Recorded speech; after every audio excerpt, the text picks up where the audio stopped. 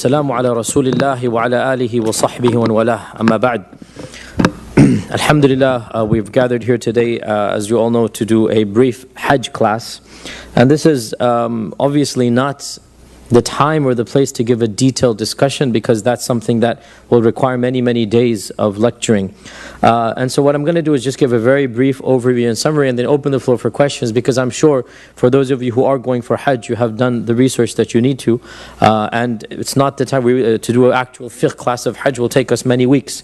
And also, Hajj is a very complicated ritual. It's not an easy ritual. And theory is one thing and practice is another. Theory is one thing and reality is another. So I can give you a nutshell, the theory, but what's going to happen in your particular Hajj, there's 1,000,001 scenarios, right? Your bus was late, you missed this, you had to do that, you weren't able to walk here, the Rami was done at a different time. We cannot possibly cover all of the hypothetical scenarios that is going to happen. And therefore, the first piece of practical advice, and I'm going to give some practical advice, the first piece of practical advice: choose your religious authority from now. Who do you trust to ask for fatwa? Who are you going to ask when something goes wrong? Make sure you are confident in that person, because your Hajj is going to really depend on who you're going to ask for confusion. If you don't know what you're doing, you need to call up and you need to ask some fatwa. Have some authority that you trust. Some Hajj groups have a muallim. Most of them have some type of spiritual guide. Fact of the matter is, many of them are not, as you know, the state of the ummah, our religious clergy is sometimes not qualified to do what they're doing. So you need to make up your mind, who is the authority that you trust, and then stick with that authority. If you're happy with the guide that's with your package, alhamdulillah. If not, then find out somebody that you can contact. I'm not unfortunately going for Hajj, so I'm not the best person. I wish I could be your muallim, but I'm 2,000 miles away in Memphis. You might need something instantaneously answered. So find out, and believe me, there's plenty of people there. Generally speaking, it's not a problem. I would encourage you to also avail yourself to the fatwa booths. There are fatwa booths set up everywhere. Says questions, fatwas, and there are scholars there that are appointed by the government with translators in every language: Arabic, English, Urdu. Of course, they speak Arabic as a mother language. These are the people that are they're experienced, they know what they're talking about, and I would encourage you, if you cannot find anybody, to avail yourself to that opportunity. So, inshallah, in a nutshell, we'll cover Hajj, and then we'll open the floor for questions, comments, and concerns. Hajj, as we all know, is the fifth pillar of Islam, and it is an obligation, and that's something that alhamdulillah all of you are familiar with. And it is the last obligation that Allah revealed of the arkan. It is the last of the 5 arkan, not just in order, but in chronological wujub. Allah revealed firstly the fast, the prayer, and then He revealed the fasting, and then He revealed the zakat, and then the final obligation that He revealed is the revelation of Hajj.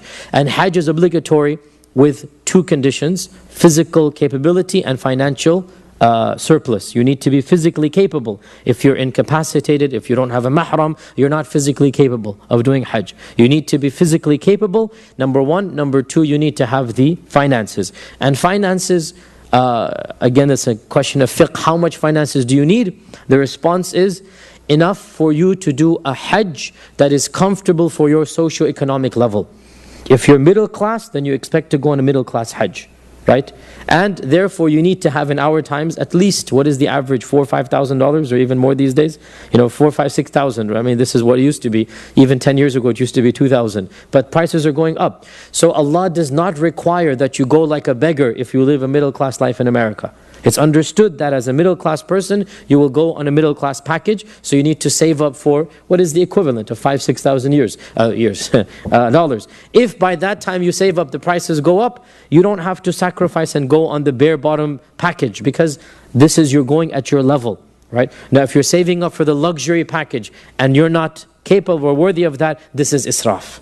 This is israf. You know your level. You know what is reasonable for you, and you look at the package. If it's a 3-star hotel, which is a middle class, what we would expect, then this is the package you go for. If you are, mashallah, earning, mashallah, a lot of money, and you expect to go in that package, then that's a different story, the 5-star package. Otherwise, for most Muslims, we go for the average Hajj route, which is around $5,000, $6,000 in our times. Now, Hajj, there are 3 types of Hajj. And I'm only going to concentrate on the one that's the most common. The three types of Hajj are: number one, tamattu'; number two, qiran; number three, ifrad. Once again, tamattu', qiran, and ifrad. What are these three types? It's how you combine umrah with Hajj. This is how the relationship comes. There are three logical possibilities. Number one, you don't do umrah at all. And that's ifrad. Ifrad from fard, singular. There's no umrah, you just go for the Hajj. Number two, you do umrah and Hajj in one ihram. You don't get out of ihram. And this is qiran. You have joined the two. Qiran, you have qiran. You have joined the two. Number three, and this is the most common for foreigners who don't live in Saudi Arabia, and also it is the most rewarding. It is that you do a full Hajj and a full Umrah with two ihrams. So you do the full Hajj and Umrah with you get out of ihram in the middle. And this is the best because it is two acts in one. You do the Umrah and then you do the Hajj. And this is what most people do because they're going only one time in their life. So they want to do the Hajj, they want to do the Umrah, right? So once again, if you only do the Hajj, this is ifrad. And that's the quickest, shortest, easiest. It's also the cheapest because you don't have to pay the qurbani, right? Ifrad is singular. Hajj, that's what I said, right? I might have said that's number three, but I'm saying ifrad is the term. Ifrad is singular Hajj, right? Another type of Hajj is qiran, which you combine the two together. And in qiran, as we said, you do Hajj and Umrah in one ihram. You don't get out of ihram. And the most common type, and that's the type I'm going to be talking about, that's the type that the bulk of the world that goes out from abroad and comes from abroad does, is tamattu'. And tamattu' is also the most rewarding, and tamattu' is also the most actions in it, and that's why it's the most rewarding. And tamattu' is the full Umrah, then you get out of Umrah, and then you wait for the days of Hajj, and then you do the full Hajj. So tamattu' means enjoyment. It is called enjoyment because you enjoy getting out of ihram. There's a period of enjoyment. Because in ihram, you cannot cut your nails, shave your hair, enjoy your wife, etc. Out of ihram, all of this is permissible. So tamattu' means you did the umrah, then you got out of ihram. You finished, khalas, now you're done. Now you have 5 days, 1 week, 10 days, however many days. For some people, that can even be 1 month, 2 months. They're in the state of enjoyment. If they come in Shawwal and they come after Ramadan, they're going to wait all the way till Dhul Qa'dah, Dhul Hijjah, until they do it. So, of course, for us in America, we cannot have that luxury. It's only 5 days, 2 days, 1 day. But tamattu' means you enjoy in the middle. And that's why it's called tamattu'. So, we're going to talk about tamattu'. We're not going to do the other two. If you're doing the other two, then come to me later or speak to me afterwards. But we're going to talk about tamattu' because that's what 90% of the world does. And that is what they should do if it's the first Hajj they're going for. The first thing that we need to understand is that Hajj must occur at a particular place, in a particular time, and a particular state of ihram. Place, time, and spiritual state are all important. Not like salah, you can pray anywhere. Not like dua, you can do it in any state. Hajj is a particular place. It has to be in Makkah, Mina, Muzdalifah, Arafat. Understood. Has to be at a particular time, right? And for the Hajj acts, it must be on the 8th, 9th, 10th, 11th, 12th of Dhul Hijjah. You cannot do it on any other day. And it must be in a particular state, and that state is called Ihram, right? So Hajj is a very specific act. Particular place, time, and state. So, what is the Ihram? The Ihram is a state in which you declare certain things that are halal, you declare them haram, and that's why it's called Ihram. You have made certain things that are otherwise halal, you have made them haram upon yourself. And so the ihram is a sacred state that you enter and you declare in front of Allah, I am doing Hajj, so I'm entering the state of ihram. Now where is the ihram entered into? It is entered into in the mawaqit or the miqat. The miqat. The miqat, geographic locations, the Prophet ﷺ specified 5 locations. He specified 5 locations. Our scholars have taken those 5 and drawn lines between them, right? And so the ihram has become a boundary because of these 5 locations. These are specifically mentioned in the hadith, and then our modern scholars, in fact even in the old, they drew boundaries.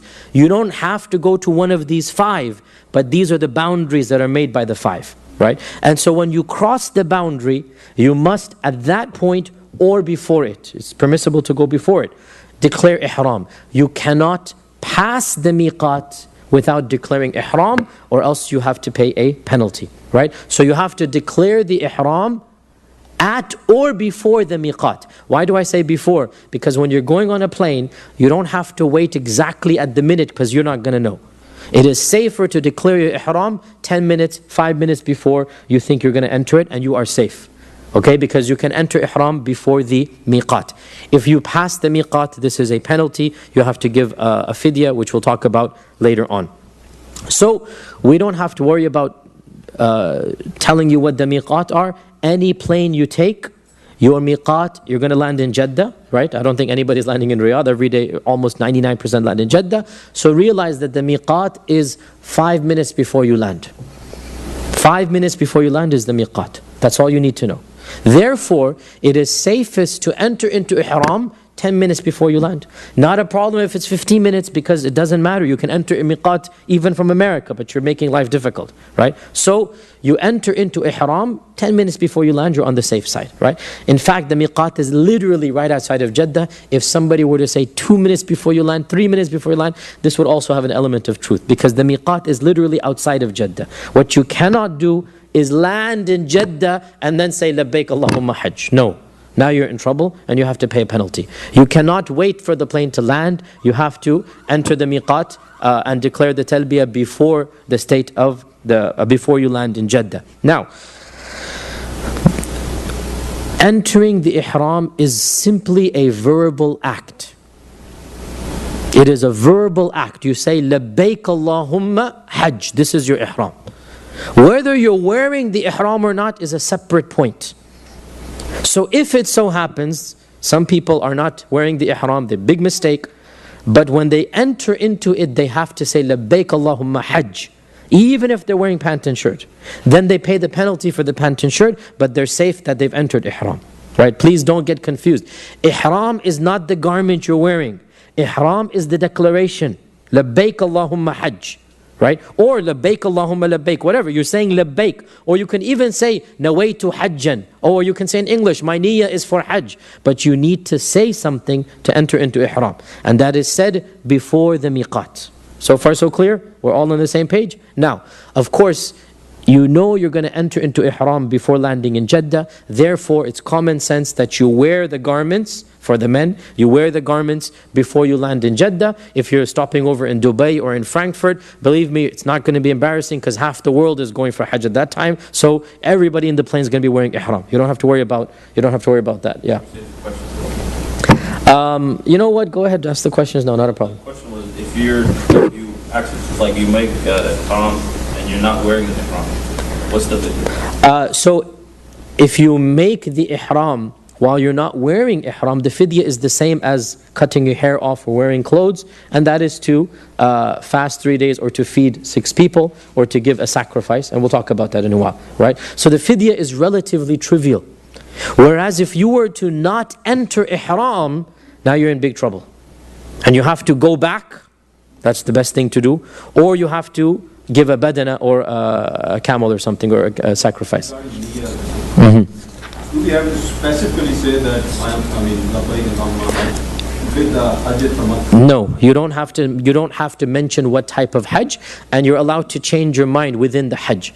Ali ibn Abi Talib shows his intelligence. When he did the labbaik, he didn't know how the Prophet was doing Hajj. So he said what type of Hajj, he didn't know. So he said, Labbaik Allahumma upon the Hajj of the Prophet, whatever that is. Very smart. However the Prophet was doing, that's my Hajj. Because he was coming from Yemen and the Prophet was coming from Medina. And so it doesn't matter. Even if you change your mind. From ifrad to tamattu, you change your mind before you begin, not a problem. Because once you've entered, it's just like nafil prayer, not fard. Nafil prayer, if you wanted to pray 2 rakat for one reason, and then you change your mind in the middle for nafil, it's allowed. Not for fard, it's not allowed. So for Hajj, whatever you do, it's permissible within that framework. Yes? You have to verbalize the niyyah. And verbalizing is done by any way. The only place in the sharia where the niyyah is verbal is Hajj. Not in salah, not in anything else. The only place where the niyyah must be verbal is the Hajj. Now, what is the verbalization? It is any expression that signifies Hajj. You can say in English, "Oh Allah, I am doing the Hajj." This is your niyyah. You can say labbaik Allahumma labbaik, this is your niyyah. You can say labbaik Allahumma hajj, labbaik Allahumma tamattu', anything, but you have to say it. Now, I wouldn't worry too much because the whole plane is going to be eagerly looking at their watch and this and that, so you're with a group. So I wouldn't worry too much about you forgetting. The entire plane is a Hajj plane and everybody's waiting and people are going to be doing it from the beginning all the way to Jeddah. Don't worry about that, inshaAllah ta'ala. Plus you have a time frame.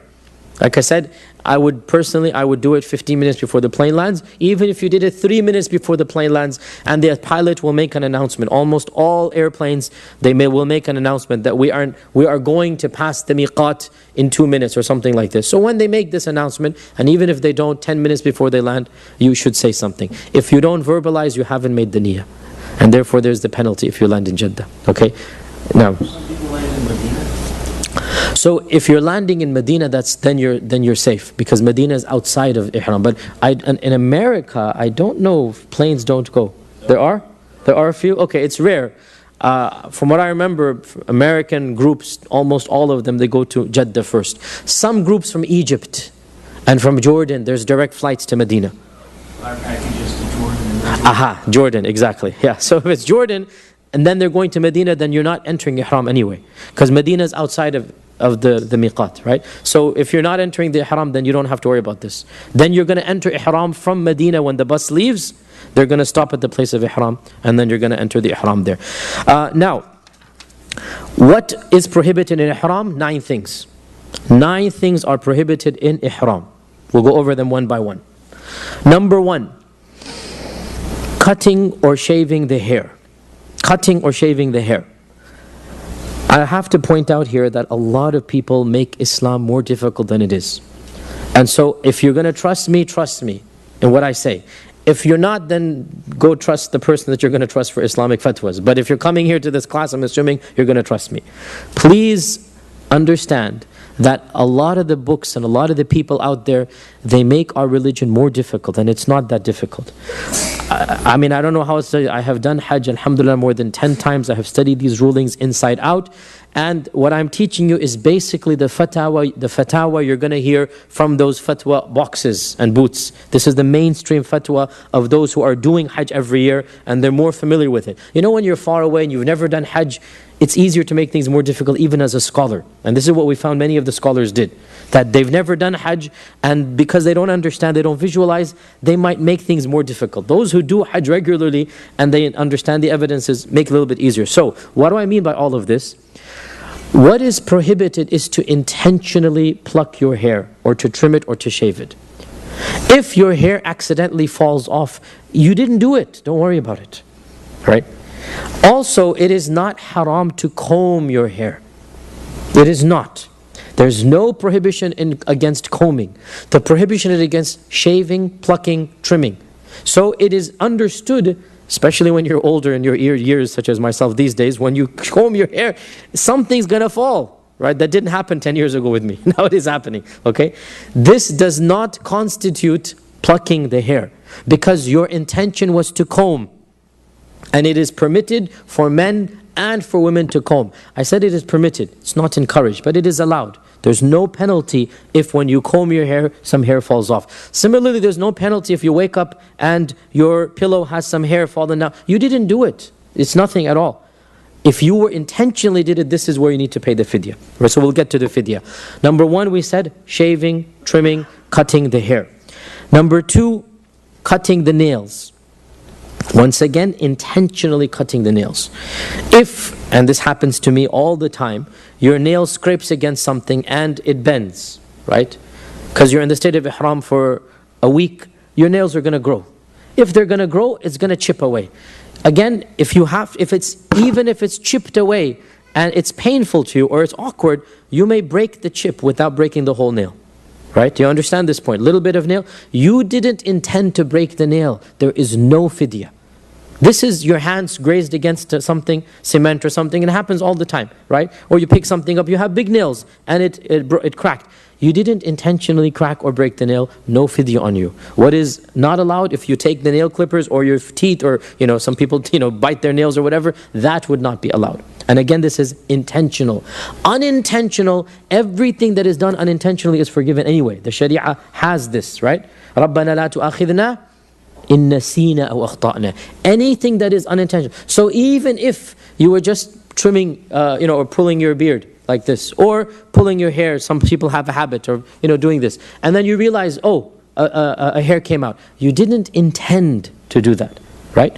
And therefore this is forgiven. Of course, you should be conscious, but it's forgiven. There's no fidya on you. So number 2, we said trimming the nails. Number 3, now, by the way, I need to explain to you the psychology. Why does Allah tell men and women, this is for both men and women so far, to not trim their nails and their hair?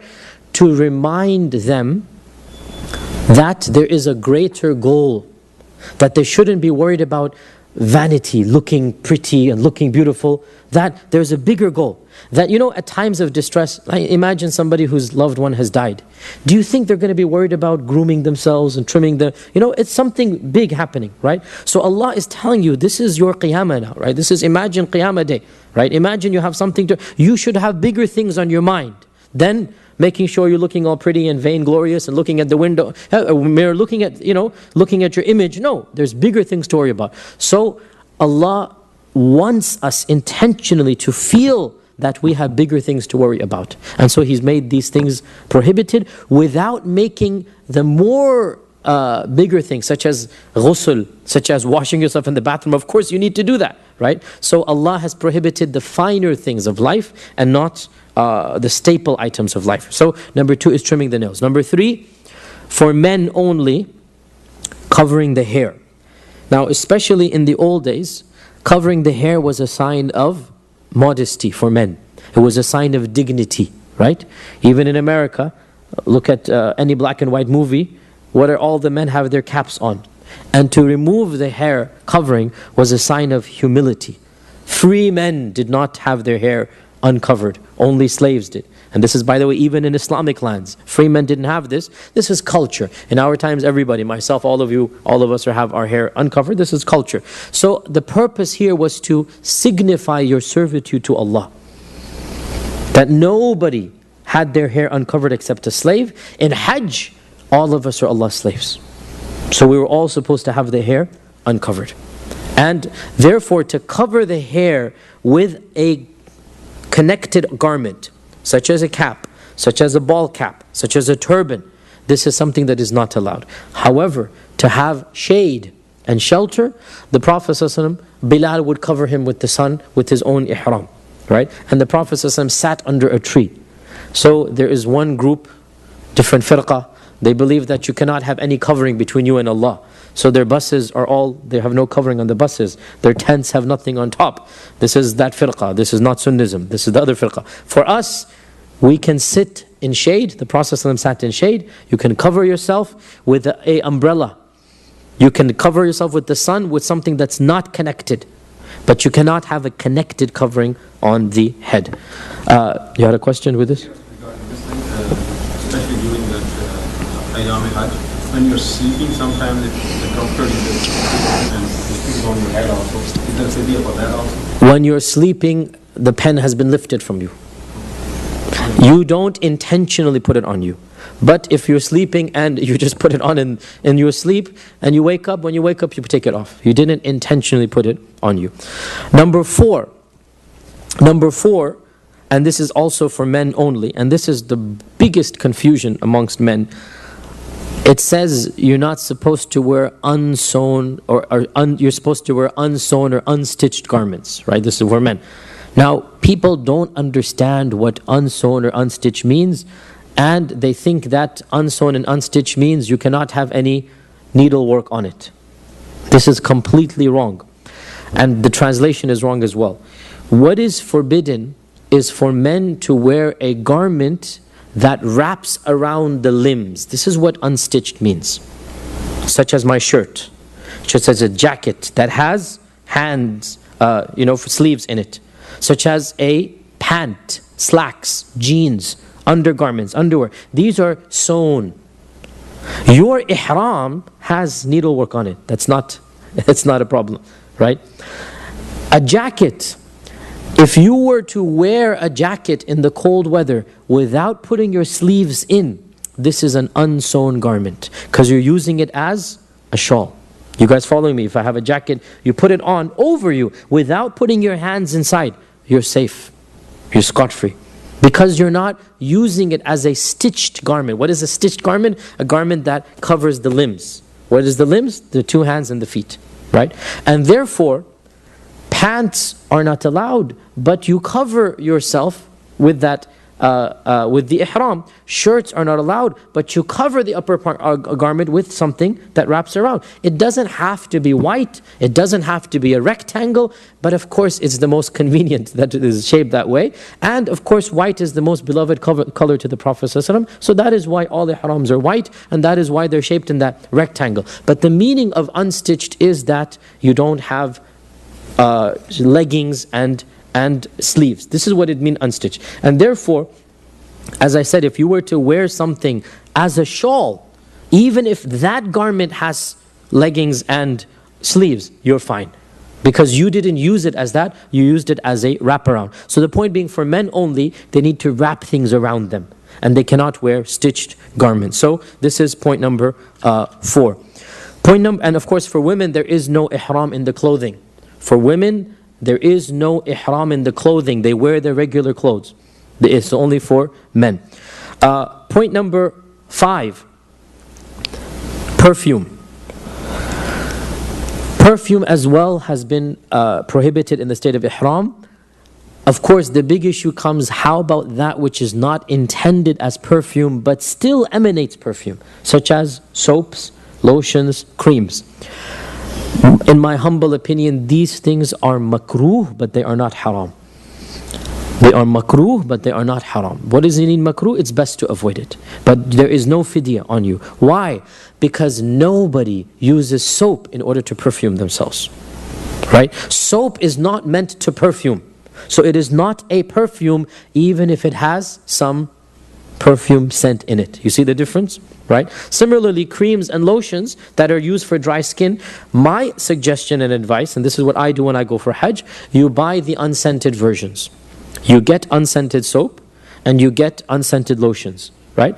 So to be on the safe side, get that. But in and of itself, to use regular lotions and creams. Now there are those that are extra scented, so obviously this is a gray area here. You're getting more and more to the haram, right? But the average Jergens lotion, hand lotion, right? It has a scent, but it is not scented. Do you see the difference, right? That's completely permissible. There's no scent, there's no perfume coming from it. Perfumed lotions are makruh. Don't use them. But nonetheless, they are not a fidya, because if you wanted to use perfume, you'd put some cologne, you'd put some itar, and that is what is haram. Soap as well, there's a scent that comes from it, but it is not, you don't use soap to perfume yourself. You guys understand this point here, right? So, bottom line, avoid it, but most likely when you go to the bathroom or when you go, you're going to find perfume soap over there, right? You go ahead and use it. It's not going to cause you a fidya.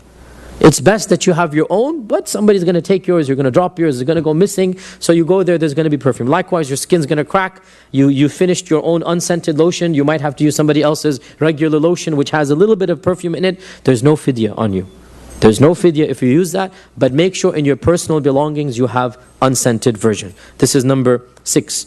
Number 5. Number 6, yes, go ahead. Toothpaste is not at all makruh, because that is ingested or put in the mouth. You don't stop eating scented food. Biryani is halal, alhamdulillah, throughout Hajj. Right? Spicy salan is not a problem, even though I wouldn't advise you for Hajj. Very dangerous, but it's not a problem. Okay? So, toothpaste not at all, not even makruh, because that's going inside and using that. Not at all an issue. Because that's not perfume once again, and it's going inside. We're getting there. We're getting there. It's not a problem at all, but we're getting there. Point number 6, nothing we have to worry about from America, hunting. None of us hunts when we go for Hajj. We don't even hunt in America, so we don't have to worry about that. Hunting is also haram. Point number 7, inshallah, again, we don't have to worry about from America. 7, 8, 9 all have to do with marriage. Point number 7 is getting married. Inshallah, nobody goes to Mecca in the state of Ihram to get married, so we don't have to worry about that. If you do fall in love, then wait till you get out of Ihram and then marry. Otherwise, just be patient. 1 week, that's all you have to do. Okay, alhamdulillah. Falling in love in Ihram is not a problem. Getting married in Ihram is a problem. But you should have bigger points in mind. Point number 7. Point number 8 is foreplay with your spouse. And 5, foreplay we mean kissing, petting, all of this type of stuff. We have to be very explicit. I have to excuse me for that, but this is necessary. What we mean is touching your wife with passion. Touching your wife to save her from the crowd is wajib. There's no fidya at all. Okay? Touching your wife in order to guard her as all the people are pushing and shoving, this is being a man. There's no fidya at all. Touching your wife is halal. But touching with passion becomes mahdhur, or becomes what is prohibited. Right? We all know the difference. We don't have to go into detail for this regard. So holding your wife's hand in order that she doesn't get lost is something that you should do as a couple in Hajj.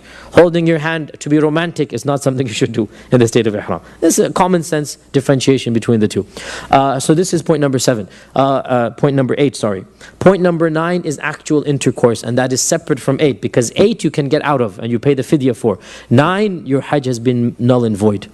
If you get to that level, it's null and void. And to be honest, that's not anything you have to worry about, because there is no privacy at all during Hajj. Men are all together with men, women are together with women. So in the 10 years I've done Hajj, nobody has come to me with this problem, because it's not even possible. Even if you go in the superstar packages, generally there's men in the room and the women in the room, so don't have to worry about this. So alhamdulillah. Otherwise, just for your fiqh knowledge, this, if you do it in the state of Ihram, this is null and void. Your Hajj is null and void. You have to repeat Hajj next year. Big problem, big issue. Just make sure that doesn't happen. Be patient until you come back out of the state of Ihram. These are the 9 mahdhurat, or the 9 issues of Ihram. Now, 1 point, footwear. Again, this is for men only. For women, there is no Ihram guidelines for clothing. They wear whatever they need to wear. There's the same jilbab, hijab, shalwar kameez, whatever they're wearing regularly, they wear in Hajj. There's no clothing requirements or issues. For our sisters from America, for those who are extra conservative, the issue of the glove and the niqab is something they need to discuss, but I don't see anybody wearing that over here, so we don't have to worry about that. Otherwise, the glove and the niqab should not be worn by a woman as a separate garment. Yes, you have a question? You don't? Yes. Oh, I thought you were raising your hand. Okay. For men, footwear. The Prophet ﷺ said that whoever has sandals should wear them and should not wear shoes. But whoever has shoes, then they are forgiven. In one earlier version of the hadith, or earlier Hajj, it is said that the Prophet ﷺ told them to cut off the tops of the shoes so that it's below the ankles. Right? There's a big ikhtilaf. If you have shoes, must you cut them off below the ankles? We don't have to worry about the issue, because we're going to purchase footwear that we're going to use for Hajj. So, what is a legitimate footwear for the men? Obviously, for women, there's no issue. They wear their shoes and whatnot. For men, what is a legitimate issue? Again, there's a lot of ikhtilaf. We're going to find details. The bottom line, anything that you would call a sandal is permissible. And anything that you would call a shoe generally is not permissible. Right? So don't wear Nikes, don't wear a shoe. Just wear something that is a sandal. Now, obviously, there's a gray area and a fine line. Some sandals are almost shoes. You know, I understand that. Use your better judgment, right? And one thing that, as a practical and personal note, do not purchase brand new sandals for Hajj. It's making the biggest mistake possible. Use the ones that are the most worn out. Why? Because those are the ones you're used to, you're comfortable in, right? Don't buy spanking brand new, because that's going to make you blisters and so. No, you don't want that. I speak from experience. You want the ones that are the most worn out and the ones you're the most comfortable in, right? And therefore, if you don't have any, buy them from now and wear them on a daily basis. so that you get used to them without socks. Because you need to wear the sandals without socks, because you cannot cover your feet. You cannot have the socks, because that is a sewn garment. Can we close the door? Maybe so that the kids are playing in the outside. That is a sewn garment, so you cannot have a sock, right? Therefore, purchase sandals that you're going to wear without socks and get used to those sandals. That is the best thing to do. You have a question with this? For sandals, is there a restriction if they are like a closed sandal from the backside, or you have that? There's not a problem having it closed from the back. As long as a strap from the back is still a sandal. It's not a shoe. A strap that is in the back is still a sandal, it's not a shoe. Right? I myself, the sandals that I wear for Hajj, they are athlete sandals. So, you're supposed to be running in them and stuff now. But they are crisscrossed, so that's not fully covered. And then there's a strap at the back. So the bulk of the foot is exposed, and there's a strap at the back. And there's not a problem at all to wear that. So these are the 9 mahdurat, or the 9 issues of ihram. Now, the bulk of the problem that occurs is with regards to trimming and cutting nails and the putting on of the perfume and all of this, the trivial stuff as we call it. For these things, if you need to do them intentionally, then do them. You are not sinful. And then pay the fidya. What do I mean by this? One of the Sahaba had heavy hair. And in the state of ihram, while walking to Mecca, he got infested with lice. And lice is a problem. Big problem. Itching, scratching, this and that. When the Prophet ﷺ heard, he said, SubhanAllah, go and shave your hair and pay the fidya. Don't torture yourself. If there is a medical reason that you need to do one of the... So for example, you are freezing cold. You are sick and you need a jacket. And putting it on you is not helping you, right? Go ahead and put the jacket on. This is for men. For women, of course, they wear the jacket anyway, not a problem. For men, go ahead and put the jacket on. If you have a fever, you have a flu, you need to be protected from the cold, right? Go ahead and do it, and then pay the fidya. There's no sin on you, right? Similarly, any issues of shaving and trimming or whatnot, if you have to do it for medical reasons, there's no sin. What if you did it not for medical reasons, but for any other issue? In this case, comfort, let's say. In this case, you are sinful and you pay the fidya. For medical reasons, you're not sinful and you pay the fidya. For non-medical reasons, you are sinful, so you have to repent to Allah. It's not good that you did it, and then you pay the fidya. So there's a fine line between comfort and medical. So for example, if you have a blister and you need to wear a shoe rather than now what defines a blister that is really painful? And this goes back to your better judgment. The bottom line, if you think that this is something that is a type of medical, not a darura is too big of a word, a medical expediency, it makes life easier for you for medical reasons, then you should do it. And you pay the fidya and you embrace Allah's concession that, look, Allah allowed me to do this, right? Another example, that some years ago, there was this swine flu or bird flu, whatever happening, right? And so the government said everybody should wear the face mask, right? Because the virus was spreading everywhere. In this case, they should do it, but they pay the fidya, right? Now, I don't know if that is the case anymore. You know best, or have the government advisory. Now, the bottom line, if you want to wear it for medical reasons, and if there's a pressing need, then there's no sin. You go ahead and do it, and then you pay the fidya. You have to pay the fidya. You never get out of the fidya. What is the fidya? You may fast for 3 days. That's very difficult. Much easier, you pay the kafara, which is to feed 6 people. To feed 6 people. Right? And then the third option, you actually sacrifice an animal that costs 500 riyals, $200, very expensive. You don't need to do that. The easiest thing to do, and they're all 3 equivalent, the easiest thing to do is to feed 6 people. What does it mean to feed 6 people? Couldn't be easier. Anything, easiest thing to do. It's very easy.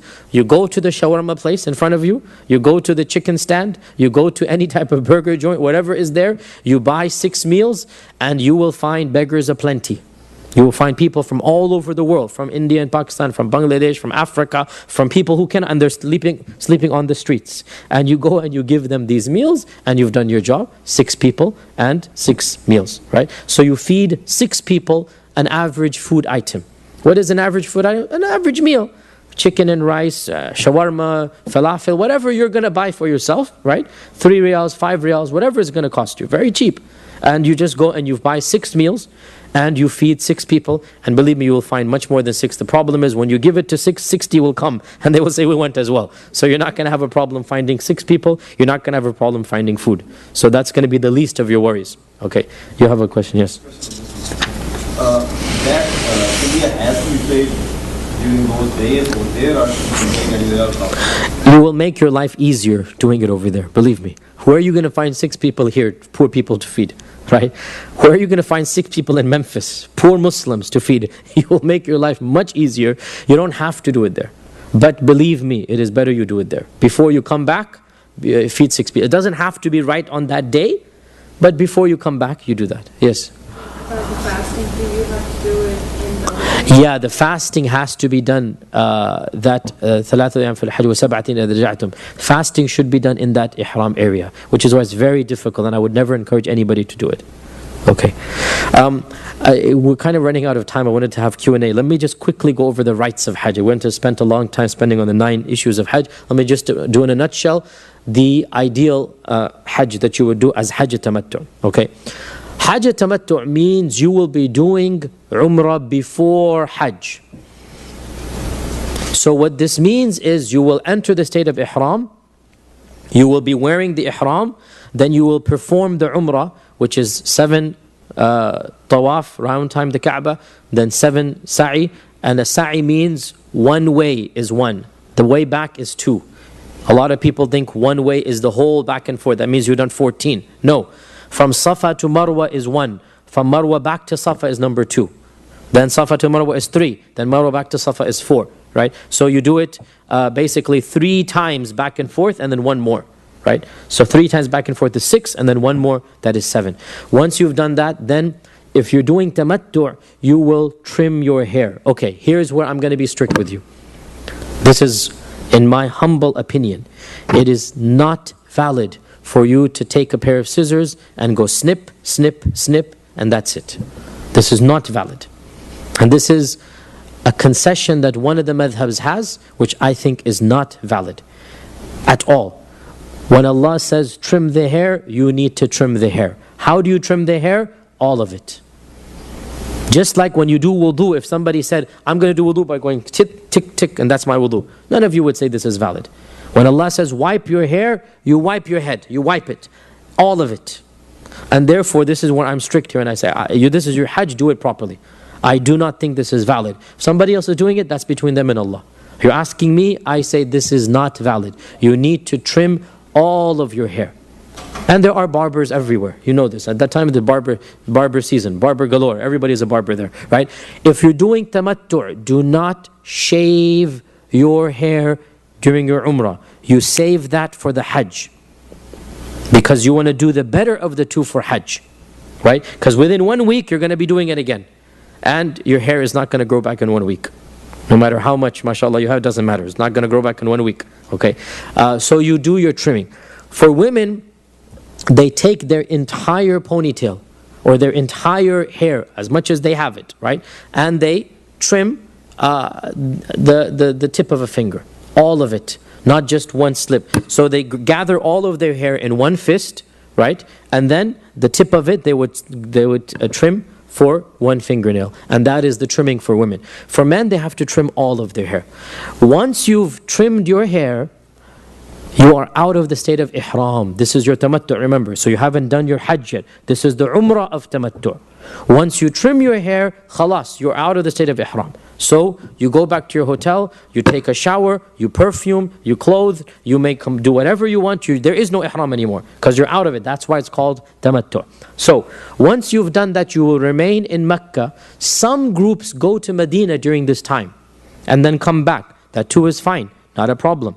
Most groups remain in Mecca during this time. So this is Hajj starts on the 8th of Dhul Hijjah. This is most likely the 4th or the 3rd. They will come to Mecca. They'll spend 4 or 5 days. You do your ibadah, you do tawaf, you do whatever you want. That's fine. You're not in ihram. On the 8th of Dhul Hijjah, the only time ever you will enter ihram from where you are. This is the exception to the rule of ihram. Otherwise, if you were to do umrah or hajj anywhere else, or you're coming in, you must enter from the miqat. There's only one exception, and that is during the days of hajj for the hujjaj in tamattu'. That's why it's called tamattu'. You're enjoying. This is the one exception, and everybody will do it, so you don't have to worry about that. On the 8th of Dhul Hijjah, you will re-enter the state of ihram in your place of residence, your hotel, wherever you are, and you say, Labbaik Allahumma Hajj. You enter it again, Labbaik Allahumma Hajj, right? And on the 8th, your muallim, your guide, will take you to Mina. This is the day of preparation. There's nothing that happens there, and in fact, the entire day of the 8th is sunnah. If you were to skip it, your hajj is still valid. There's no fidya, no kafara, nothing. The 8th is the day of preparation. Yawm al-Tarwiyah, it's called preparation. You're preparing for the big day. So the 8th is not even essential. So if you do anything wrong, you cannot do anything wrong on the 8th, right? Yes? At what time you enter in the Fajr time? After Fajr, before Dhuhr, this is sunnah. After Fajr, right before Dhuhr. So the Prophet ﷺ would enter ihram in the morning of the 8th, and he would travel to Mina. In Mina, you pray Dhuhr, Asr, Maghrib, Isha, and the next Fajr. So now we're on the 9th. 5 prayers in Mina. Sheikh, you leave Mecca with ihram? Yes, you leave Mecca with ihram. From Mecca. Wherever you are, you leave Mecca from ihram. Yes. You enter ihram from your place of residence, your hotel, wherever you are. Now, as I said, these prayers and the staying of Mina, this is optional, voluntary sunnah. You should do it. Suppose something happened, you fell sick, you have a fever, stay in your place of residence and make sure you have arrangements to go for Arafat the next day. Keep your energy for the big thing, and that's the 9th. The 9th is the big day. This is the day that is the day of Hajj. The Prophet ﷺ said, Al-Hajju Arafah. Simple Arabic. Al-Hajju Arafah. Simple equation. The whole Hajj is around Arafah. So keep your energy for the 9th day. This is what you need to do, right? On the morning of the 9th, most of you will be in Mina. In fact, everyone should be in Mina, but if it so happens you're not a problem. You make your way to Arafat. And on Arafat, on the 9th, you should aim to get there before Dhuhr. If you get there after Dhuhr, not a problem. But the sunnah is to get there before Dhuhr. And on the day of Arafah, you will pray Dhuhr and Asr shortened and combined. In Mina, they will be shortened but not combined. You pray 2 for Dhuhr and Asr, but they'll be at the regular timing. But in Arafat, you pray shortened and combined. Why? Because to show you that on the day of Arafah, there's something even more important than praying at its proper time. And that is dua. So, Hajju Arafah, this is what you've come for. To raise your hands to Allah and to beg and plead and cry and spend the entire day in dhikr and dua. Dhikr and dua. That's what you, even salah, you just get it out of the way. Soon as you arrive, time for dhuhr, you pray dhuhr and asr, 2-2, combined. And the rest of the day is then spent making dua, thinking about your past sins, having the intention to Allah to have a better life in the future, and the dua of the deen and the akhirah, dunya, everything that comes, this is what you are there for. And I encourage you, and you know, wallahi, it sounds, believe me, remember this, those who are going for Hajj. You're going thinking that this is going to be the spiritual time of your life. When you get there, disease, plague, fatigue, thirst, noise, smog, your spirituality is going to be a problem to try to get out of you, right? It's easy to think, how can I not be in a spiritual state? Get there. See how tired you are. See how physically fatigued. That's the whole point of Hajj now. You need to extract the ruhaniyah out of you because you're so tired. You just, it's everything. Believe me, it's a problem to get out of that. Another point is, and it sounds so petty that you might even get angry at me for saying this. You will not believe Hajj has become a tourism for many of the people. Talking, blabbering, ghiba, backbiting. Can you believe, and I have seen this too many times, people literally gossip on the day of Arafah. Now you're going to say, not in my group. Mark my words, write it down, in your group. In your group, laughing, joking, talking about I have even had people, when I used to do Hajj, there was no internet connection. Now I'm sure they even have that. They're listening to the radio for the latest basketball scores. Because there was some game happening, the Lakers versus somebody that day, right? Or one year there was the finals of the football happening, right?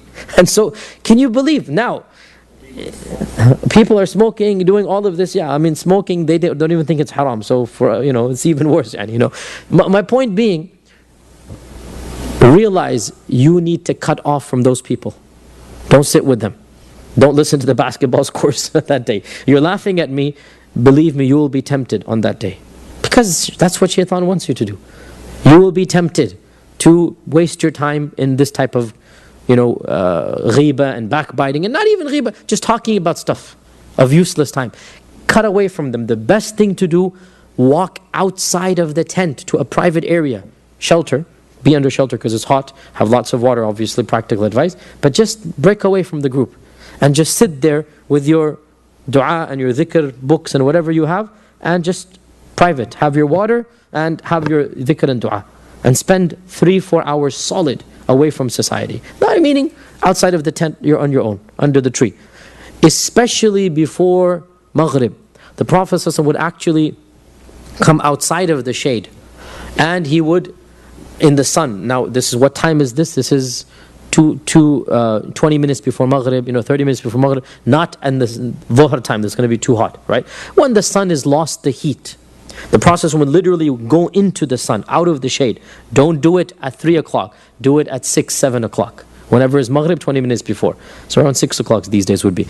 The Prophet would go out into the sun and raise his hands up to Allah Azza wa Jal directly.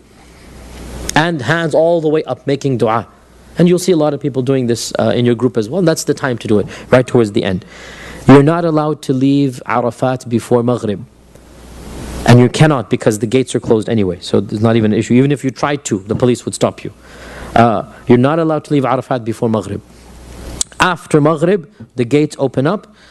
For most of you, you're going to be sitting in your cars for 3, 4, 5, 6 hours because there's going to be traffic jams, right? And this is very frustrating. But that's what you got to do. The gates are open, but you are 5 miles behind the gates, right? And the buses are all stacked up and lined up for 5, 6, 7 miles. Sometimes I have even waited until 11 o'clock before the bus moves. And Maghrib is at 6:30, right? So for 4 hours, 5 hours, you're sitting in that smog. And that's the worst, one of the worst parts of Hajj really is that time. Because it's just so much, all the buses and all the people, bathroom is a problem, this is a problem. It's just chaotic at that time. Right? And this is a part of the Hajj experience. I wouldn't advise you to walk it at that point in time. Unless you're a group of young men. Then it's permissible or it's good. Otherwise, it's just not the time. You want to walk it, do it the next stage, which I'll tell you. From Arafat, you will go to Muzdalifah. Muzdalifah is an open plain.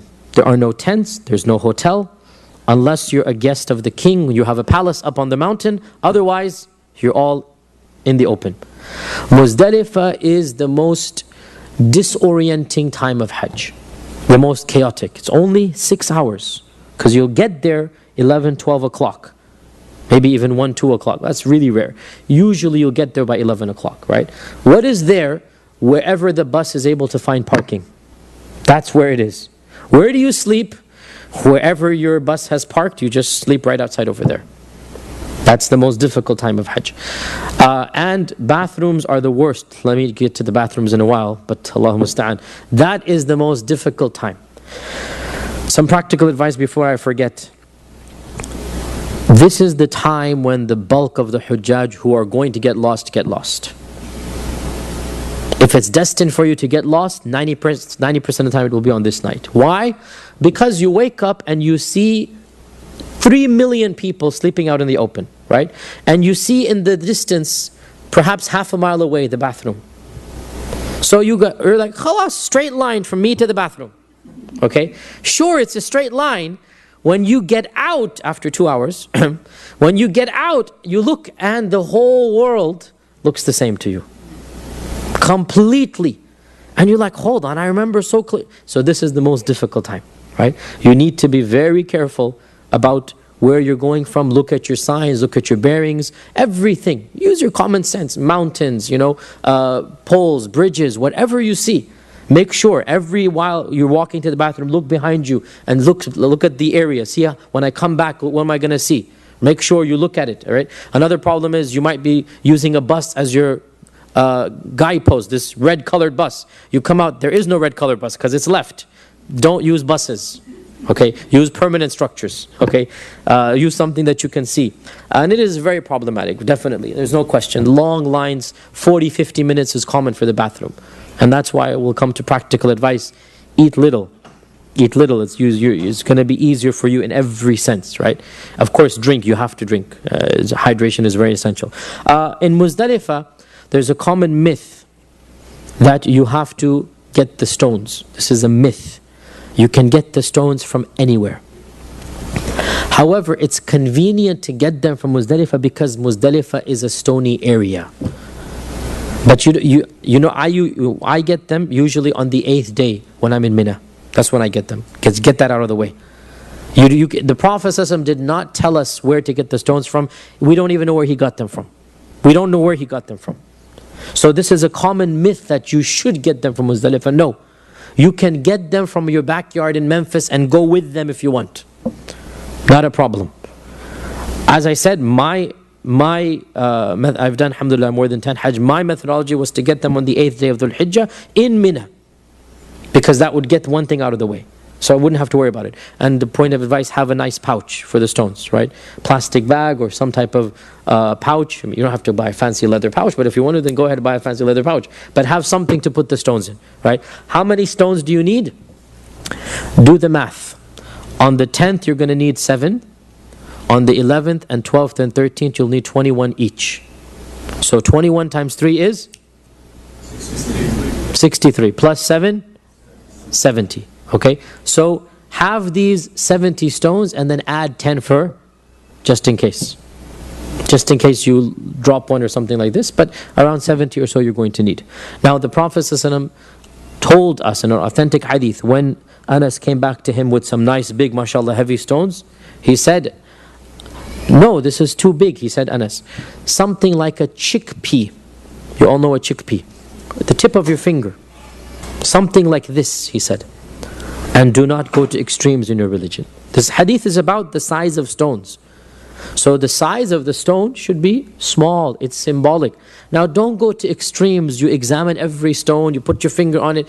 Look, just you have a rough idea, right? Something that's the size of the tip of your finger. That's all. Keep it like that. Don't get some heavy stones because that's not the purpose. So you get these small stones anywhere. You want to get them in Muzdalifah, get them in Muzdalifah, but there's no reason to do that. And believe me, you really don't want to be spending an hour compiling stones in Muzdalifah. Yes, 90% of the Hujjaj are doing that. You can get on to other things, okay? So, you'll spend the night in Muzdalifah, you wake up and you pray Fajr in Muzdalifah, and then you go to Mina. Here is where, if you're fit and up for it, I would in fact encourage you to walk it. Why? It's not that much of a walk, an hour. And when I say young and healthy, I mean women do it all the time. It's just a matter of if you can walk for an hour at a regular pace, that's fine. You know, you'll get there before most of the crowd. It's nice and healthy, fresh air. And it's just, you know, the smog and the hectic traffic, you'll just get out of it, right? Now, when you get to Mina, point of advice I forgot to mention, please make a note, memorize where your tents are in Mina on the 8th of Dhul Hijjah. Memorize where the tents are. Because you're going to come back to the same tents on the 10th. So memorize it. And how do you memorize it? Very simple. Alhamdulillah, all the tents are numbered. All the tents are numbered. And it's rows and columns. So it's very easy. And if you don't know, you ask. There are lots of Boy Scouts, lots of guides there. You say, where is number 3-109? And they'll say, oh, 3109 is that way. And you'll keep on saying, you look up and you find numbers everywhere. Okay. And once you get to 3109, you'll remember where your tent was, and that's going to be your tent. So when you walk back, you know where your tent is. And if you look around, you'll even find big maps in Arabic, but you all read numbers in Arabic, and it'll say where you are, you know, you are here, big arrow. And then you see 3109 where it is, and you go find it. Not a problem, okay? Can you leave Muzdalifah before Fajr? If you are a elderly or a woman or sick, then yes, you may. And if you're young and healthy, then you should not. The Prophet ﷺ allowed Salama. Salama was not sick. She was just getting on in years. She's not even old. She's the Prophet's wife, ﷺ, right? He allowed Salama to leave Muzdalifah after midnight. And he allowed Ibn Abbas, who was a young boy, to accompany the women because he was with the women. So it is permitted without any fidya, without any problem, for the elderly. So if you have a parent with you and you're taking care of the parent, leave early. Right? If you have your wife who's pregnant, let's say, right? Then leave early. Otherwise, if you're young and healthy, so Aisha didn't do that, Salama did. Right? The other wives didn't do that, one of them only. Out of all the Prophet's wives, only Salama. Why? Because she was the slowest in walking and she was the one a little bit elderly. Again, she wasn't old. She's not like in the equivalent of a wheelchair, but she wants to avoid the crowd. So even the slightest excuse, if you have a slight fever, go ahead, not a problem. From this we derive, even the slightest legitimate excuse, you may leave before Fajr, after midnight. So you spend some time in Muzdalifah and then you move on to Mina. We're getting there now. So now this is on the 9th and the night of the 9th. Remaining in Muzdalifah for some period is wajib. You must remain there. If you don't, you have to pay a penalty. And the penalty is the kafara, or the sacrifice of another animal. Now on the 10th, there are 4 things that are typically done. When you do 2 of the 4 things, you are out of what we call the minor ihram. And when you do all 4, then you are out of the major ihram. Right? What's the difference between minor and major ihram? When you're out of minor ihram, then you may do everything other than marital intimacy. So you may resume your clothes, your regular clothes, perfume, trimming, all of this is permitted. The only thing that is not allowed is intimacy. And then when you do all 4, then everything becomes halal. So what are the 4 things that are done on the 10th? The order of the Prophet ﷺ was as follows, but this order is not wajib. You may do it in any order. The Prophet ﷺ would, number 1, stone the Jamratul Kubra, the major, what they call the big shaitan, the Jamratul Kubra, number 1. Number 2, he would sacrifice. Number 3, he would trim or shave. He shaved, ﷺ. And number 4, he did the tawaf. Once again, you do the stoning of only the one. On that day, you only do one, the large one, right? Number 2 is the sacrifice. Number 3 is the shaving. And number 4 is the tawaf. Now, nobody in our times does the sacrifice himself. You just buy the voucher and the coupon. So you don't have to worry about that. You assume your sacrifice is done. Therefore, if the sacrifice is done, that leaves 3 things. Therefore, when you do one of the 3, you are out of minor ihram, right? Now, on this day, you're going to hear lots of different fatwa. You trust me, this is what I say. 2 of the 4. Some people say 1 of the 4. Some people say 3 of the 4. This is an ikhtilaf. Is it 1 of the 4, 2 of the 4, or 3 of the 4? Right? In my humble opinion, you do 2 of the 4, and this is what the majority say. This is what the scholar that I'm also following. Everybody, the majority say 2 of the 4. So in our case, once you do the jamrah, right, then you're out of ihram, because you can consider that your sacrifice has been done. However, it makes more sense to have your hair shaved before you go back, because then you take a nice shower. Just logistically speaking, right? Simple logistics. Your hair is going to be shaved, you're going to be feeling dirty, there's going to be some nicks and bruises and cuts, and not going to pain, don't worry. It looks worse than it feels, okay? Don't worry about it. And mashallah, everybody becomes a barber on that day. That's the problem, but everybody becomes a barber on that day. But after the stoning, you will find lots of people there. Please note, 90% of them are trimming. You don't want them. You want those who are shaving. 90, if not 95%, are using clippers, right? Shears, like they use on sheep. It's the same thing. And when they use it on you, that's a little bit painful, not very painful. But what happens is they're not shaving, they're trimming. And so you have half an inch or something of a hair left on your head. And to me that's so nonsensical, because neither is it a regular trim such that you come back to work the next day normally, right? Nor is it a shave that you get the reward of the shave. You see what I'm saying? Because you want the reward of the shaving, because that's triple reward versus trimming. So you need to be careful. 90 if not 95%, and you need to search for somebody who's shaving. And of course the sign is they're using the open shave. You know, and over there they use the open shave, the old-fashioned one. You open it up and they put the blade in. Okay, that's the old-fashioned one. Point of advice: make sure your guy uses a fresh blade for you. Some of them are cheapskates, right? Or do it yourself if you have some experience, or you do it to each other if you have some experience. I did. Yeah. Well, no, if you trim it, then you're trimming it. So you trim and then shave. Yeah, then you've trimmed and you've shaved. You see what I'm saying? Then you've trimmed. That's what you've done. It should be shaving. Look, I mean, I have done Hajj plenty of times. You will find people. You just have to ask and look around, right? You'll find people, they'll shave it. Once you've done that, now khalas, you are, alhamdulillah, you will be looking forward to the bathrooms in Mina for the only time in your life. Because there you will now take a shower.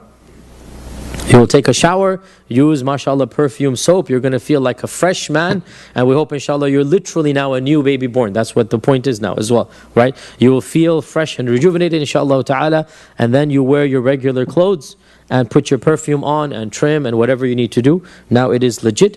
And then on the 10th, after that there's nothing for you to do once you've done the tawaf. You may delay the tawaf. Because if you delay the tawaf, the only thing is you're going to be in the state of big ihram, right? And there is no privacy that you have to worry about that anyway. Okay, so you may delay it. I usually used to delay it to the very last day. But again, I mean, once you've done a lot of Hajj, you start taking shortcuts. You don't want to do that, okay? If this is your first Hajj, you want to do it right. You don't want to take all the shortcuts like I used to do. Aim higher than that. Once you do Hajj for every year, then you start getting a little bit lazy. So you want to do it properly. So maybe on the night of the 10th, when the rush is a little bit less, little bit, relatively less, because it's never going to be quiet in that time. Maybe at midnight you go and you do tawaf or something like that on the 10th, or whatever you want to, whenever your group wants to. Once you've done your tawaf, this is your main tawaf, tawaf al-ifada. This is your main tawaf al-ifada that they have. You on the 11th, 12th and 13th, all you need to do is to stone, right? Now the 13th is optional, by the way, right? The 13th is optional. What is required is 11th and 12th. But Allah says in the Quran, مَنْ تَعَجَّلَ فِي يَوْمَيْنِ فَلَا إِثْمَ عَلَيْهِ وَمَنْ تَأَخَّرَ فَلَا إِثْمَ عَلَيْهِ. Whoever is hasty and leaves in 2 days, there's no sin. And whoever stays for the 3rd day, then there's no sin. So 11th, 12th and 13th, now you need to ask your muallim and guide. The bulk of the Hujjaj leave on the 13th. They don't do it on the 13th. Sorry, they leave on the 12th, excuse me. Yeah, so they don't do it on the 13th. So if you're not going to stone on the 13th, then you don't need to collect 70 stones. That's if you do another 21. Otherwise, if you're only doing 21 times 21, that's 42 plus 7 gives you 49, right? So how many stones do you need? It depends on how many days you're staying. You guys following this, right? Ask your muallim in group. Most of the groups, they don't stay there for the 13th. Some of them do. And when I've done Hajj, some of the groups, they stayed, some of them left. So you need to ask your guide. Most of them, they leave. What do you need to do on those days? Absolutely nothing other than the stoning of all 3. And that's done. These days, it's so easy. Once upon a time, this was when the crowds and the not massacres, but the stampedes and all that. Now, subhanAllah, I kind of feel cheated. And they're so easy. It's just not how it used to be. It used to be a real jihad to go in that time, and that was, you felt Hajj. Now they've changed everything. So it's alhamdulillah, alhamdulillah, all of this is done. Yeah, it used to be the good old days. You come back bloodied and bruised and everything. Alhamdulillah. So that's on the 11th and 12th. There's only one act left, and that is the Tawaf al-Wada', the farewell tawaf. Tawaf al-Wada', the farewell tawaf. And this is done the very last thing before you leave Mecca. Before you leave Mecca, and if you stay for another 3-4 days, you do Tawaf al-Wada' when you leave, not when Hajj finishes. So Tawaf al-Wada' is the very last Hajj. It is allowed to combine the Tawaf of the 10th with Tawaf al-Wada'. This is allowed. If you're sick, if you have the flu, this might be useful for you. So you delay the main Tawaf, and you just delay it until the very end, and then you do it with the double intention. Just like when you enter the masjid, you have 2 rakat of Dhuhr Sunnah to pray, and then you have Tahiyatul Masjid to pray. You say, khalas, let me pray 2 rakat with both intention. Right? It's jaiz. So you can combine the 2 intentions. If this is your first and only Hajj, I wouldn't suggest that. But if you're sick, then this is something, the way out. And with that, the what? You can combine Tawaf al-Ifada and Tawaf al-Wada'. Now, the only issue that remains here is what are the arkan and what are the wajibat of Hajj and what are the sunan. Unfortunately, I don't have time to get into this, the detailed chart, and this will take us many days. Realize that the arkan of Hajj, and what is a rukun? If you don't do it, there is no Hajj. Okay? The arkan of Hajj are very simple, and alhamdulillah, there's really no problem. Number 1 is got to be the right time and place. Nobody does Hajj in Shawwal, so no problem, alhamdulillah. Right? And nobody does Hajj in Memphis, Tennessee. They all go for Umrah. They all go for Mecca, alhamdulillah, so that's not a problem. Right time and place. Number 2, you have to be in the state of Ihram. You have to be in the state of Ihram. You cannot, what is the state of Ihram? Remember, it's to say I'm doing Hajj and to make the niyyah. It's not what you wear. If a person does Hajj in a business suit, they'll have to pay the fidya. The Hajj is valid. You guys following this? A lot of people misunderstand. Ihram is a statement. Oh Allah, I'm doing Hajj. Number 2. Number 3, Tawaf and Sa'i of the Hajj itself, which you've done. The Tawaf al-Ifada, the Sa'i, if you've done when you came, that's your Sa'i. Right? Tawaf and Sa'i. That is the rukun. And the most important rukun is Arafat. You cannot make up if you don't do these things. Just make a list of this. Everything else you can make up. If you don't spend the night in Muzdalifah, if you didn't stone, all of this can be made up. How do you make it up? Sacrifice. Sacrifice. The one mortal sin of Hajj, which you don't have to worry about, is intimacy. That nullifies the whole Hajj.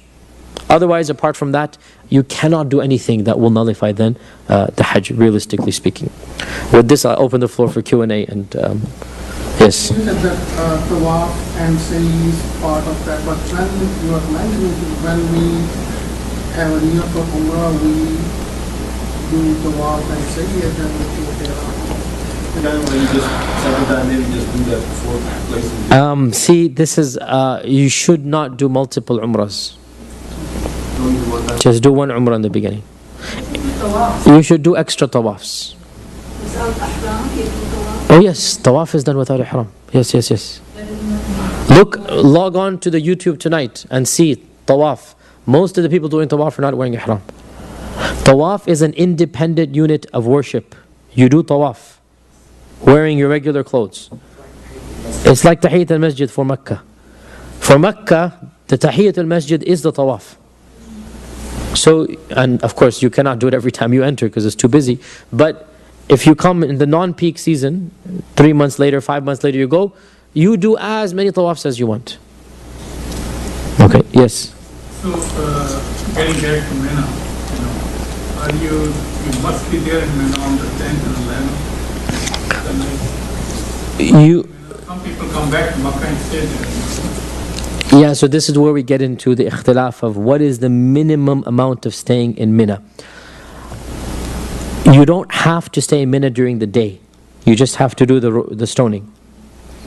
So nobody says you have to stay in Mina during the day. Once you've done your stoning, you can go to Mecca and sit there for 5 hours. Ikhtilaf comes when you come back, what is the minimal quantity you need to stay in Mina? And here's where you're splitting hairs here. If you stay the bulk of the night, which means from Maghrib till midnight, you're safe inshallah. So you stay more than half the night in Mina. Most of you will have your tents in Mina. So you don't have to worry about this issue. Some groups have fancy hotels in a place called Aziziyah, which is outside of Mina. Right? This is the rare. Most groups, they stay in Mina. You don't have to worry about it. For those who have hotels in Aziziyah, the issue comes, I had a number of Hajj packages like this. We would literally go to Mina in our buses and sit there for 5 hours and then come back. You don't feel like Hajj. You're copping out. This is a trick out. It's not good. Stay in Mina like the Prophet ﷺ did is better. Yeah, but it is wrong if somebody outside in Arabia from Maghrib to Maghrib. Oh yes, this is wrong. You've missed Mina. And then you need to pay a fidya for that. Yes. Yes. So if you have a hotel in Aziziyah and you just go take a shower, Then not a problem. You need to spend the bulk of the night in Mina. Right? If you want to go to Aziziyah in the daytime, it's not even makruh. You can spend the whole day in the hotel. That's not a problem. Because what is required is you spend the night in Mina. That's what's required. So if you spend the whole day in Aziziyah in the air-conditioned hotel, not a problem. if you have the coupons for the OTA, there's no worry that if the slaughter actually happens after you pick them. There's no way you can find out. There's no way. So the scholars say you assume your qurbani has been done. Because in fact, the fact of the matter is the qurbani will continue for 5 days after Hajj. They have to sacrifice 30 million sheep and goat. It is statistically, humanly impossible to sacrifice that many, at one location, So don't worry about it. Assume yours has been done, and Allah knows, Other questions? Yes. I've heard that some groups actually take Hajj from Makkah to Arafat on the night of the day. I've had a friend actually. So the question is taking the Hujjaj on the night of the 8th. There's nothing wrong with that per se, but they've given up the sunnah. Right? As I said, the 8th, all of it is optional. If you cancel the 8th, and on the morning you go to Arafat, you're fine. So if they go to Arafat the night before, they don't have to even pay a fidya. There's no kafara, nothing. Because the 8th is preparation. Tahiyyah, it's not the real Hajj. I just missed one point, but when you sacrifice, that's your minor ihram is Yes. So when you do all 4 of them, your major ihram is also finished, or you still have to wait for the next 2 days also? No, then you're finished. Your major ihram is finished. So once you've done the tawaf, basically, in the tamattu' case, right? Because the tawaf is what you delay. All the rest you do right then and there at Mina. Once you do the tawaf al-ifadah, then you're out of everything. Other questions? Yes, go ahead.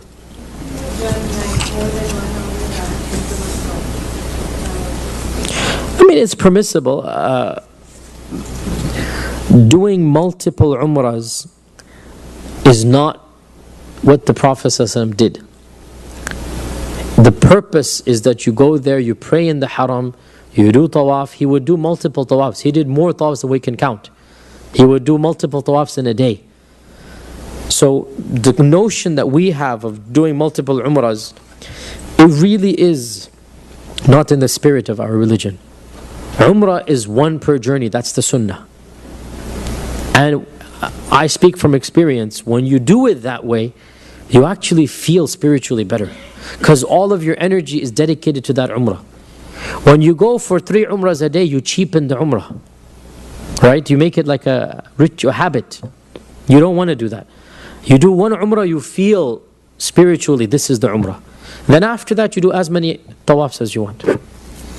Yes? But normally people have after when you go to Mecca first, you do your Umrah, then you go to Medina, and then you're coming back again, then you do the Umrah again. Are you doing tamattu'?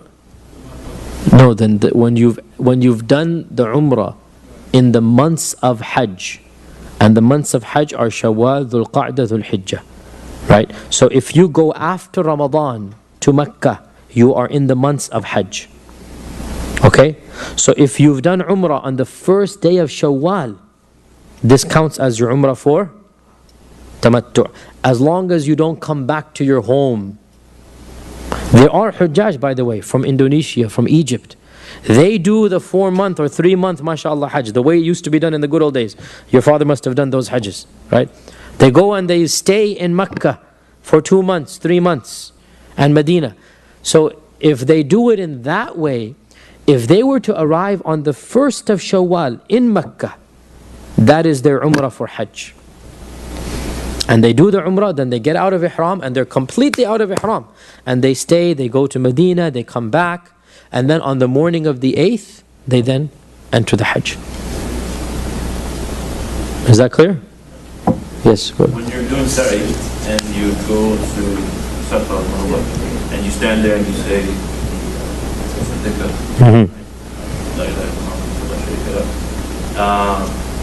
you do that 3 times, right? 3 times, and in between them you make your own du'as. Yes. So you make dua in between them, not say it 3 times. No. So there's a dua that is mentioned in Sahih Bukhari and others, and you should look it up and memorize it. But this is sunnah. If you don't do it, it's not going to affect the Hajj. But you should do this. There's a dua that the Prophet would make facing the Kaaba on Safa and on Marwa. And so you say this dua, and then in between he would make his own du'as.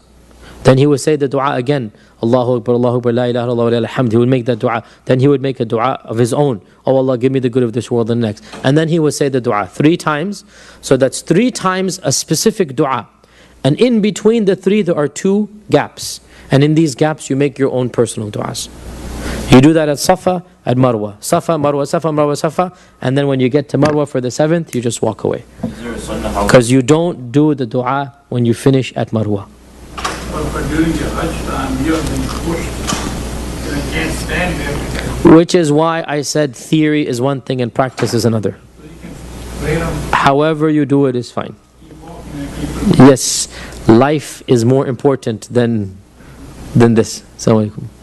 So when you finish at Marwa, you just do the dua 3 times. No, you don't even do anything because you've done them 7 times. The dua is done before you begin, not when you end. You understand me? Think about it. From the Kaaba, you're going to go to Safa, right? And when you're at Safa, you make your first dua. Then you start walking, number 1. Then you get there, dua number 2. Number 3, 4, 5, 6. When you start your 7th, you make the dua. When you finish the 7th, you're done. What is the ritual when you finish the 7th? Cutting the hair. You don't make the dua at the 7th. Okay? Yes?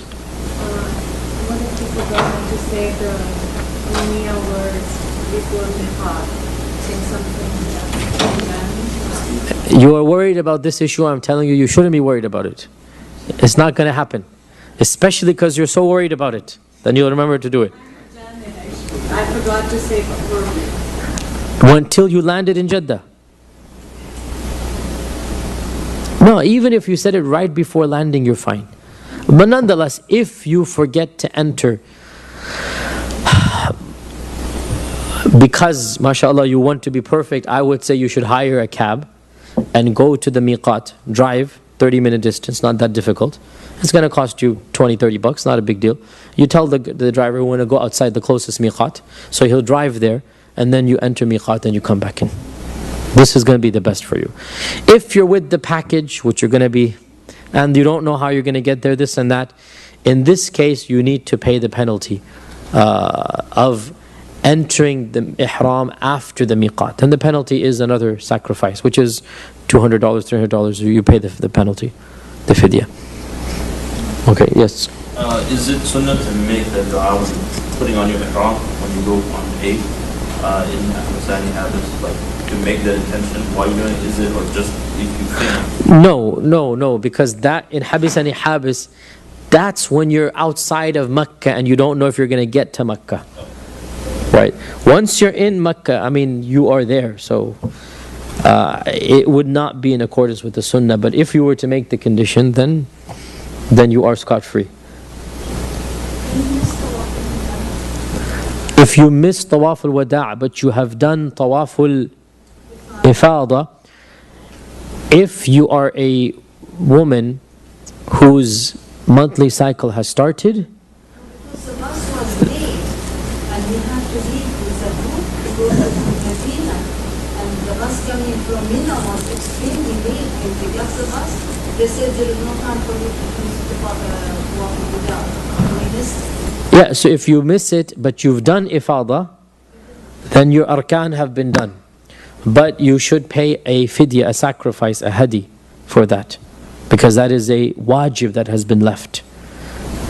But it is excused for women in their monthly cycle. It's excused, so they don't have to pay the fidya. But in your case, no, it's not excused. So you should pay a hadi for that.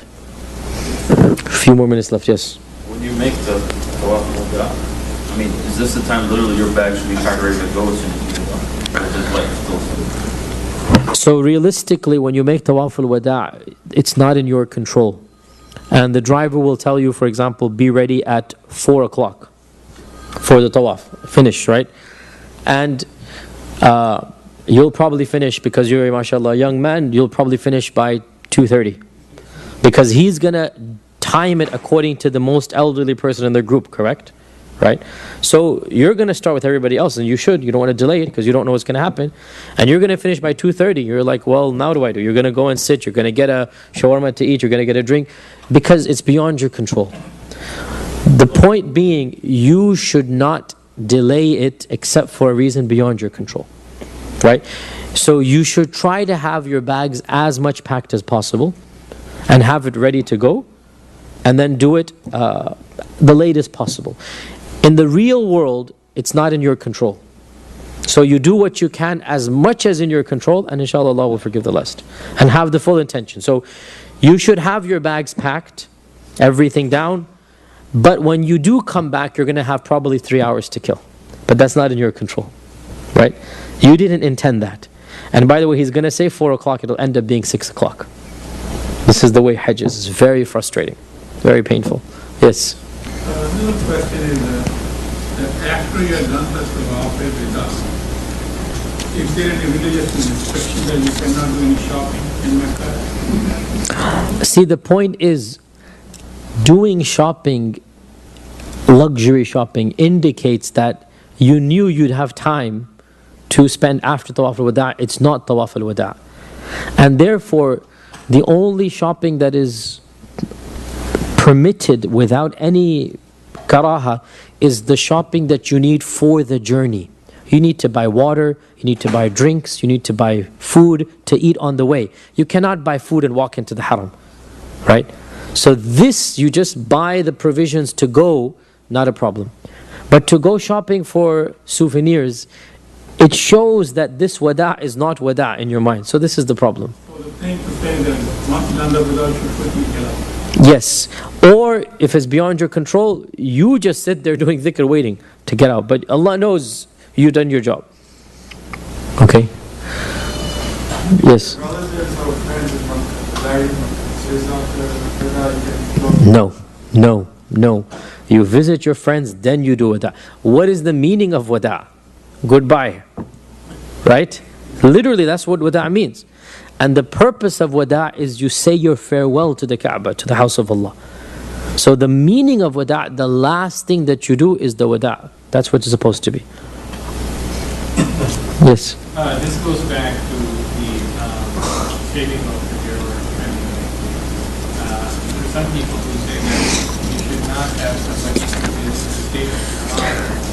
Yes, this is one particular madhab. There is no reason at all to prevent somebody to shave your hair if he is in the state of ihram. This is being strict for no reason. It is allowed for him to shave your hair, even if he cannot shave his hair, because you're the one getting out of ihram. There is no problem in him shaving your hair. Yes. Or else there's going to be the issue of who's going to be the first to trim the hair. Right? The chicken or the egg. People make religion more difficult than it needs to be. There is no such prohibition whatsoever. This is one of those... Two people have done the Hajj, one can trim the other. Yes. Not a problem. Final question. Going once, going... You talked about finishing 40 prayers in Medina after Hajj. Is that required or... So there's a weak tradition, in fact very weak tradition, that says that whoever prays 40 prayers in my masjid with takbirat al-ihram, my shafa' will be wajib for him. It's not an authentic tradition. At the same time, what's wrong with it? You want to pray 40 prayers there, then alhamdulillah. So if there is not enough time, It is not a requirement of Hajj at all. It's not a requirement of Hajj. And therefore, if you do it, it's good because you're praying 40 prayers in Medina. Alhamdulillah. Extra reward. If you don't, then there's no problem at all in doing that. It's not even sunnah in my opinion. The hadith is so weak that it doesn't even if it were slightly weak, we say, okay, khalas, bismillah. But the hadith is close to being fabricated. Nonetheless, what's wrong with praying 8 days straight in the haram? Nothing's wrong with that. So, not a problem. Inshallah. With this, inshallah, if there's any questions that you guys have before you guys leave, email me or see me in the masjid, not a problem. But my advice to you is choose your religious authority when you're on your way there. And then stick with him. Do not ask multiple people. Hajj is very complicated. And the more people you ask, you're going to get 10 different fatwas, you're going to get confused. And Allah knows you're trying your best. You go to the Shaykh you trust, you ask his opinion, end of story. Don't ask 20 times, because it's not the time to learn fiqh during Hajj, right? Then, I forgot to mention some practical advice. Obviously, spiritual advice is, you should already know this, ikhlas, always have dua, dhikr, do this for the sake of Allah, intend to return a different man or a different woman. This is the main point of Hajj. You come back a different person, right? If you resume the same lifestyle, then you haven't done Hajj properly.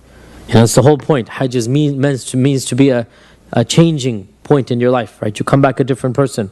If you're not praying 5 times a day, you need to start praying. If you're praying 5 times, you start praying the sunnah. If you're praying the sunnah, start praying the nafil. You know, extra Quran, extra. There's got to be that commitment. I'm going to be a better person. That's the whole point of Hajj.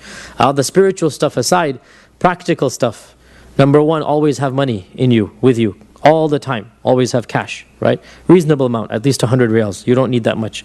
Number 2, always know where you are, wherever you are. Mina, Muzdalifah, Arafat, take a bearing. See where your bus is. Memorize it. Number 3, do not leave the group unless you have to. It is always best to stick with the group.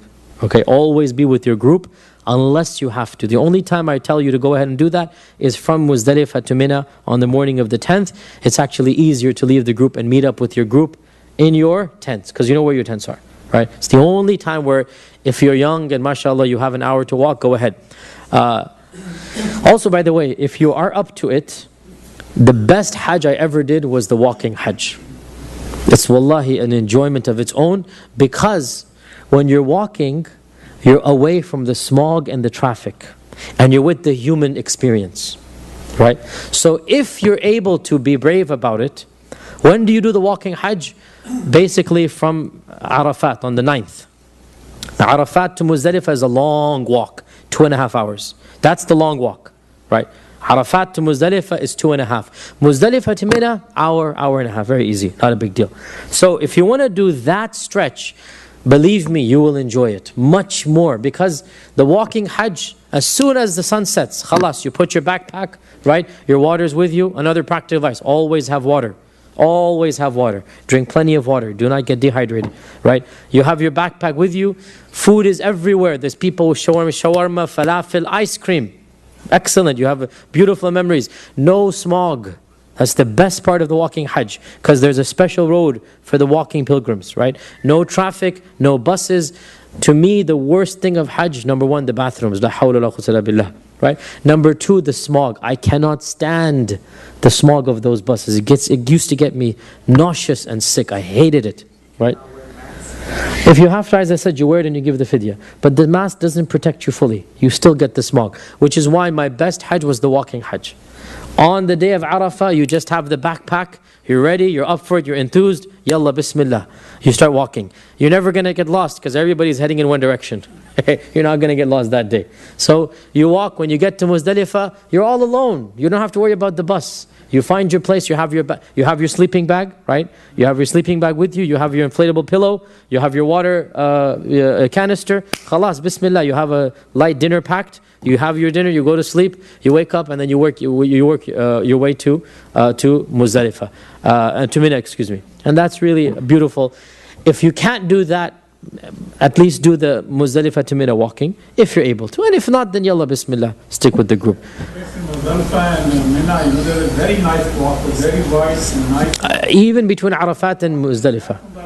on the Yeah, believe me, you're not going to regret it. If you're able to walk an hour and a half, you're not going to regret it. From Muzdalifah to Mina, there's a huge walkway, shaded, there's no sun at all, you have no problems, water everywhere. As I said, you even get ice cream. Not a problem. It's a nice experience, and you see I like ice cream a lot. So nice experience, not a problem, inshallah, with this. Even if you're in ihram, you can eat flavored ice cream. Yes, not a problem. Alhamdulillah.